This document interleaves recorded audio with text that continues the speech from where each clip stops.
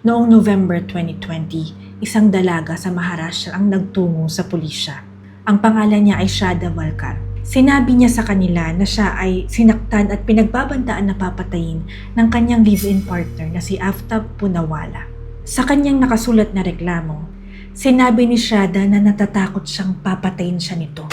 Hiwain siya ng pira-piraso at itapon. Ang reklamo ay hindi naging simula ng isang investigasyon. Kalaunan ay binawi ito ni Shraddha na sinasabing nalutas na ang kanilang hindi pagkakaunawaan. Halos 2 taon na ang lumipas. Iginiit ng pulisya na si Aftab ang pumatay sa kanya. At ang sumunod na investigasyon ay pipilitin ng mga investigador na balikan ng isang babala na naisulat na bago pa man naiulat na nawawala si Shraddha. Dahil nang humingi ng tulong ang pamilya niya sa pulisya para hanapin siya, ilang buwan nang wala si Shraddha. Ang tanong ay hindi na lamang kung saan siya nagpunta. Kinailangang alamin at siyasatin ng mga investigador kung meron ba talaga siyang pinuntahan. Kumuha ka na ng inumin mo, meron akong kape dito. Tara, kwentuhan tayo.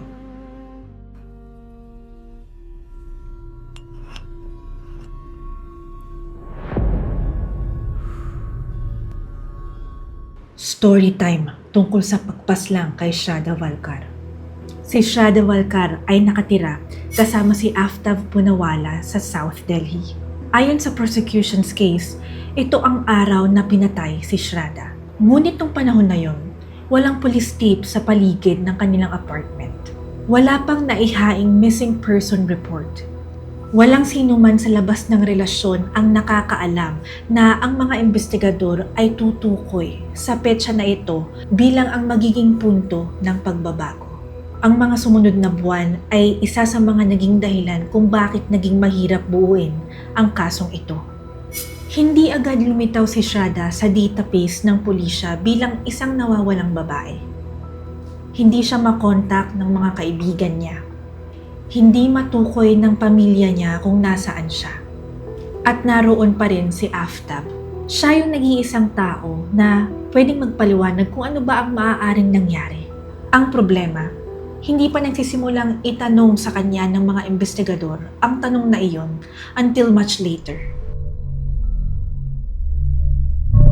Nagkakilala sina Shraddha at Aftab habang nagtatrabaho sa Mumbai at nagsimula ang kanilang relasyon noong bandang 2019. Kalaunan ay nagsimula na silang mamuhay ng magkasama. Hindi sinang-ayunan ng pamilya ni Shraddha ang kanilang relasyon.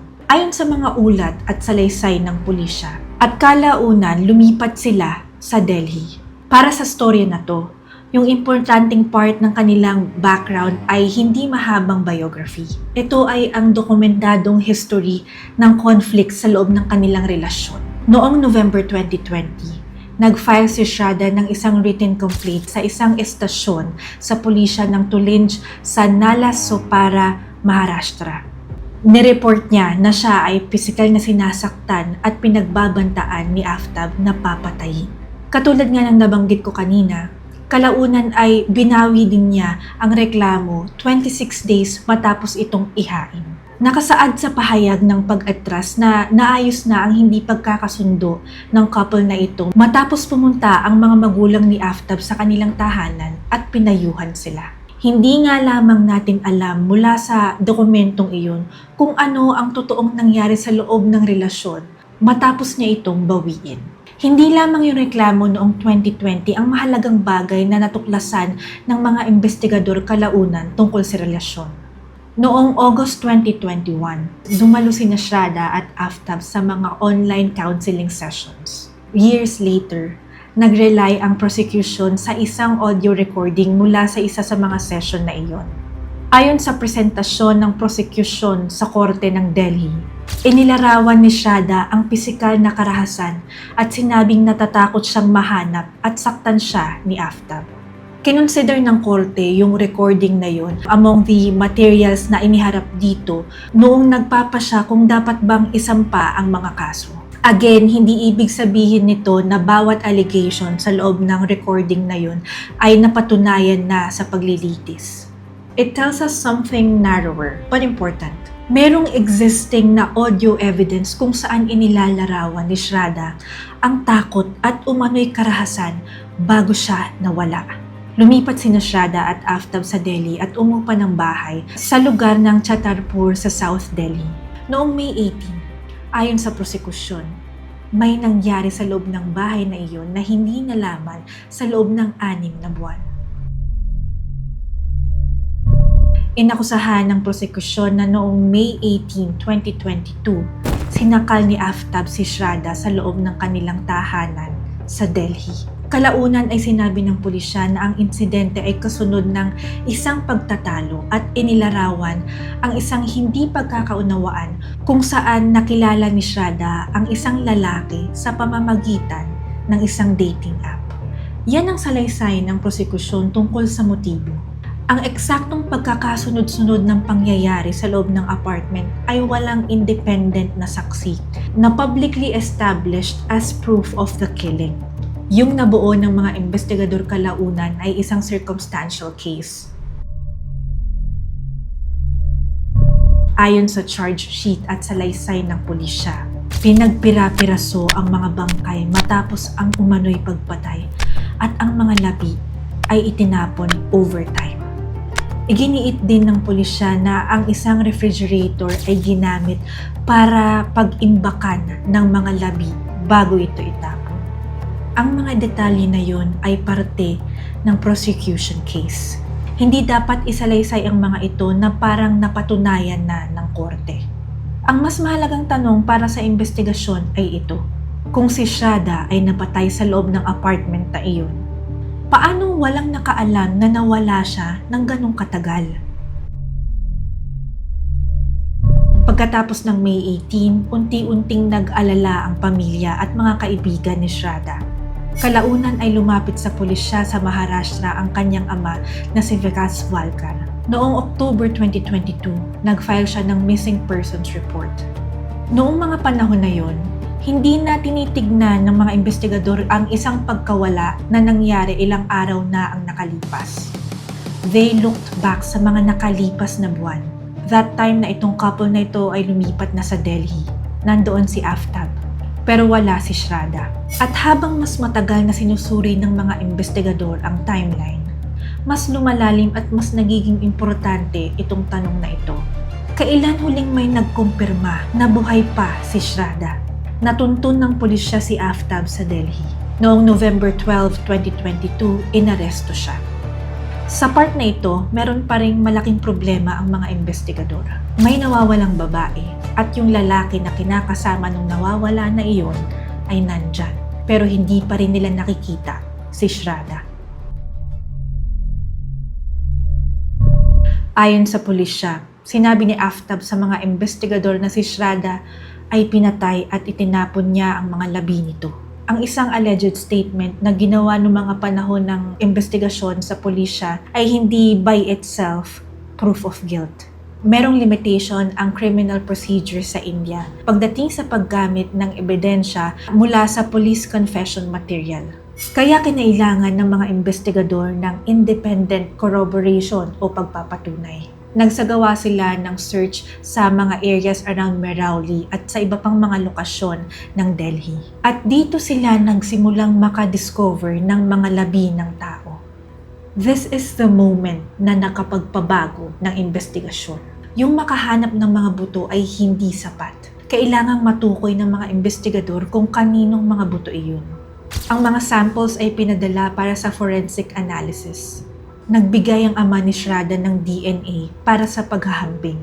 Noong December 2022, sinabi ng pulisya na ang mga na-recover na buto, kabilang ang mga bahagi ng panga, pelvis at ibabang bahagi ng paa, ay tugma sa DNA mula sa ama ni Shraddha.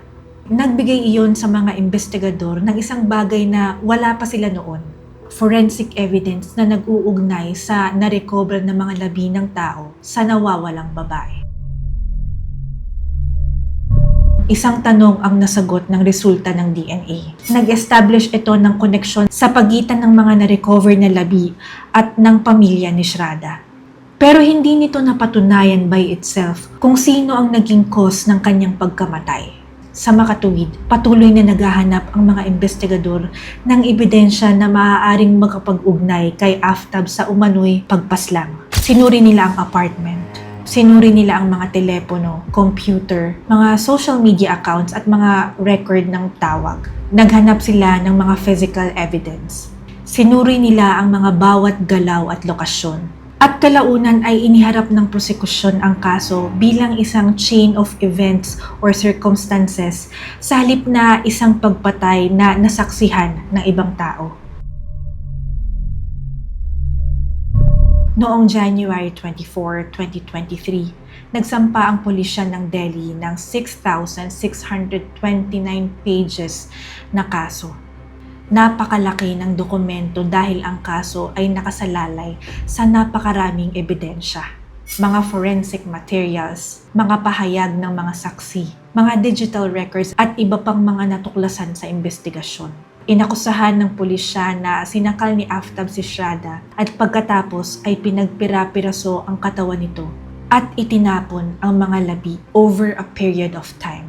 Iginiit din ng pulisya na ang motibo ay may kinalaman sa isang pagtatalo matapos makilala ni Shraddha ang isang lalaki na nakilala niya sa pamamagitan ng isang dating app. Nabanggit ko na ito kanina. Ang mga kasong isinampa ay iniulat na naglalaman ng mahigit 180 na mga pahayag ng mga saksi.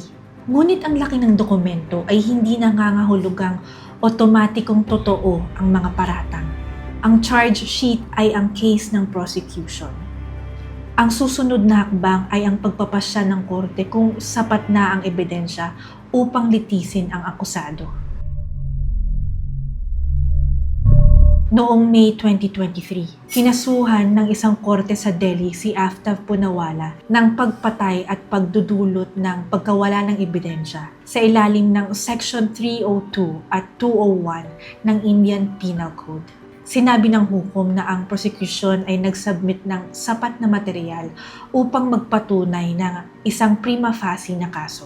Ang ibig sabihin ng prima facie ay sa point na iyon, nakakita ang korte ng sapat na material para magpatuloy ang kaso. Ngunit hindi ito isang paghatol. Aftab pleaded not guilty at humingi ng paglilitis. Ang court order ay tumukol sa maraming mga pieces of materials. Kabilang ang mga na-recover na labi, mga pahayag ng mga saksi, online counseling recordings, at iba pang mga circumstantial evidences. Ang prosecution case ay susubukin na ngayon sa isang buong paglilitis. Habang lumalakad ang kaso sa trial, mas naging teknikal ang mga ebidensya. Humingi ng testimonya ang prosecution mula sa mga officials na connected sa Google, Bumble, Gmail, WhatsApp at iba pang mga platforms ng technology na nakabase outside of India. Noong 2006, hinarap ng korte ang mga application tungkol sa kung paano makakapagbigay ng ebidensya ang mga saksing iyon sa pamamagitan ng video conference. Itong mga digital records na ito na nagmula sa labas ng India, kailangang harapin ng korte ang mga patakaran na namamahala sa kung paano ba formal na dinadala ang mga ebidensyang iyon sa trial. In short, yung trial ay mas naging tungkol sa mga dose-dose ng hiwa-hiwalay na mga pieces na maaaring mapatunayan na konektado. As of August 8, 2026, wala pa ring final na hatol sa kaso ni Shraddha Walkar. Noong July 2026, isinang-alang-alang ng Delhi High Court ang isang petisyon na humihiling ng pagtatapos sa paglilitis na may nakatakdang panahon. Tumanggi ang High Court na magtakda ng hiwalay na deadline at sinabi nila na yung trial court daw ay gumagawa ng lahat ng kanilang effort para matapos na ang proceedings. Ang kaso ay dinidinig araw-araw. Nangangahulugan ito na ang legal position ngayon ay ibang-iba na sa kung paanong minsang inilalarawan ang kaso online. Si Aftab Poonawalla ay inakusahan ng pagpatay. He has pleaded not guilty. Nagsampa na ng mga kaso sa korte. Sinusubok na bawat ebidensya hanggang ngayon.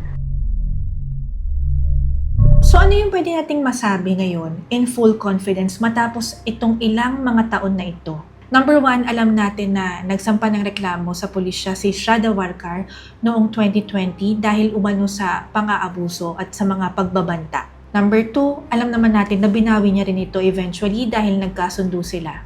Number 3, alam natin na nag-rely ang prosecution sa isang audio recording mula sa isa sa mga online counseling sessions ni Shraddha and ni Aftab.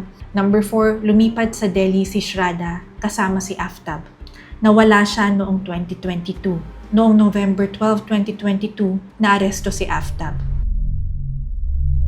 May nakita ng mga labi ang mga investigador at ang mga DNA nito ay nag-match sa ama ni Shraddha.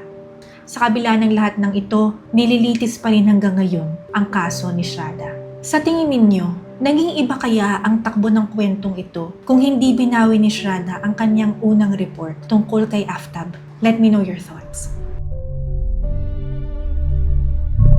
And that's our story for today.